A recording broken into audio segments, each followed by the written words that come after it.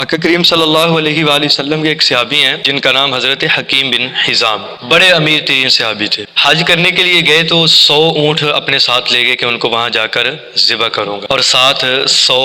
غلام بھی لے گئے کہ ان کو وہاں جا کر آزاد کروں گا۔ 9 ذو الحج کو مقام عرفات پر آپ نے سارے غلاموں کو اکٹھا کیا اور سب کو آزاد کر دیا۔ اب جب غلاموں نے یہ سنا کہ ہم آزاد ہو گئے ہیں، اس وقت کی سب سے بڑی خوشی غلاموں کو یہ ہوتی تھی کہ ان کو آزاد کیا جائے، اور جب آزادی کا یہ پیغام سنا اور اعلان سنا تو سارے غلام جو ہیں وہ ایک دوسرے کے ساتھ گلے ملنے لگ گئے اور خوشی سے جھوم رہے تھے۔ اور حضرت حکیم بن حزام رضی اللہ تعالی عنہ نے جب یہ ماجرا دیکھا اور ماحول دیکھا اور غلاموں کی خوشی دیکھی تو حضرت حکیم بن حزام رضی اللہ تعالی عنہ کی آنکھوں میں آنسو آ گئے۔ اللہ رب العزت کی بارگاہ میں ہاتھ اٹھا لیے۔ ادھر غلام آپس میں مل رہے ہیں اور خوشی منا رہے ہیں اور جھوم رہے ہیں، اور ادھر حضور کے یہ صحابی حضرت حکیم بن حزام رو رہے ہیں اور ہاتھ اٹھائے اور اللہ رب العزت کی بارگاہ میں دعا کی اور عرض کی کہ مالک، جس طرح میں نے ان غلاموں کو آزاد کر دیا ہے اور ان کی خوشی کی انتہا نہیں ہے، آج یہ اتنے خوش ہیں کیونکہ ان کو آزادی کا مزداج مل گیا ہے اور آج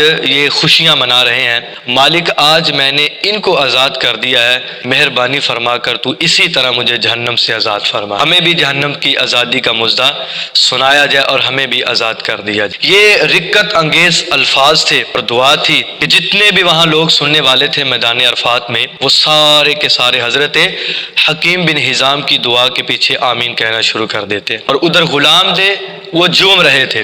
اور ان کی خوشی کی بھی انتہا نہیں تھی۔ ظاہر سی بات ہے، غلامی سے آزادی ملنا یہ سب سے بڑی خوشی کی بات ہوتی ہے۔ تو حضرت حکیم بن حزام رضی اللہ تعالی عنہ جو ہیں وہ اللہ کی بارگاہ میں عرض کر رہے ہیں کہ مالک، جس طرح میں نے ان کو آزاد کر دیا ہے تو بھی ہمیں جہنم سے آزاد فرما دے۔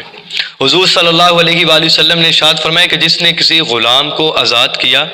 اللہ رب العزت اس کو جہنم سے آزاد فرما دے گا۔ کسی پھنسے ہوئے کی مدد کرنا، کسی مجبور کی مدد کرنا، یہ اتنا بڑا اجر ہے کہ بندہ سوچ ہی نہیں سکتا۔ فرمایا کہ اگر تم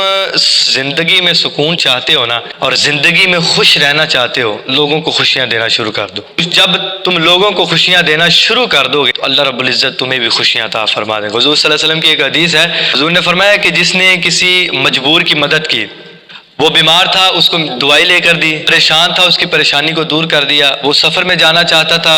اس کو وہاں پہنچا دیا گیا۔ الغرض کوئی بھی پریشانی، کوئی بھی مصیبت ہے، اگر اس کی بیٹی گھر میں موجود تھی، بوڑھی ہو رہی تھی اور اس کی مدد کر کے اس کی بیٹی کی شادی کروا دی، کوئی بھی مصیبت، کوئی بھی پریشانی کسی مسلمان کی دور فرما دی، حضور فرمایا اللہ اس کی دنیا کی بھی پریشانیاں دور فرما دے گا اور آخرت کی بھی پریشانیاں دور۔ آج ہر بندہ خوش رہنا چاہتا ہے، ہر بندہ سکون کی زندگی جینا چاہتا ہے، ہر بندہ آسانی کے ساتھ اپنی زندگی کو، اپنے دنوں کو گزارنا چاہتا ہے، ٹینشن فری ہونا چاہتا ہے۔ تو یقین کریں ایک ہی نسخہ ہے، بندہ کسی پھنسے ہوئے کی مدد کر دے، حاجت مند کی حاجت کو پورا کر دے اور کسی پریشان کی پریشانی کو دور کر دے، رب کعبہ کی قسم اللہ اسے بھی پریشانیوں سے محفوظ فرما دے گا۔ تو یہ ایک بامؤثر نسخہ ہے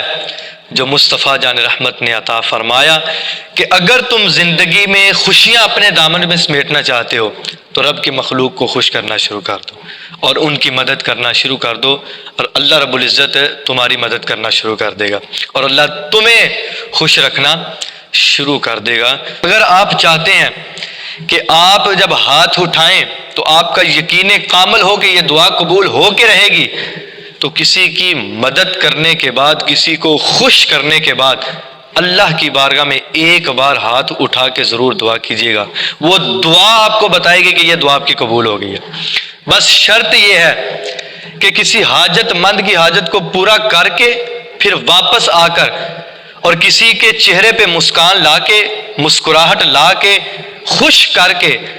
واپس آ کر بس اللہ کی بارگاہ میں ہاتھ اٹھائیں، آپ کے اٹھے ہوئے ہاتھ خود بتائیں گے کہ یہ دعا اللہ کی بارگاہ میں قبول ہوگی۔ تو خوش رہنا چاہتے ہیں، ہر بندہ خوش رہنا چاہتا ہے، سکون کی زندگی جینا چاہتے ہیں تو اپنے ارد گرد دیکھ کر اپنے کسی مسلمان کی مصیبت کو دور کر دیں، اور اگر وہ پھنسا ہوا ہے تو اس کی حاجت کو پورا کر دیں۔ خدا کی قسم اللہ آپ کی دنیا کی بھی پریشانیاں دور فرما دے گا اور اللہ آخرت کی بھی پریشانیاں دور فرما دے گا۔ اللہ عمل کی توفیق عطا فرمائے۔